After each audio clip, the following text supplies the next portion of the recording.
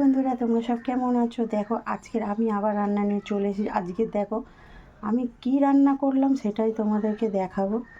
দেখো রান্নাগুলো কার কার ভালো লাগে। এখানে করেছি বাঁধাকপির তরকারি,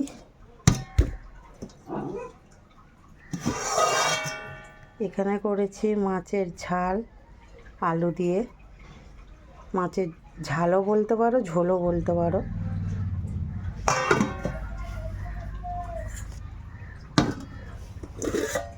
এখানে করেছি লোটে মাছের বড়া, আর করা হয়েছে কুমড়ো ফুলের বড়া। কুমড়ো ফুলের বড়াগুলো সব ঢুকে গেছে। এই যে অবশ্যই বলবে কার কার এই লোটে মাছের বড়া কুমড়ো ফুলের বড়া খেতে ভালো লাগে। এখানে গরম গরম সাদা ভাত। রান্না করানো ভালো লাগলে অবশ্যই জানাবে, কমেন্ট করবে। টাটা।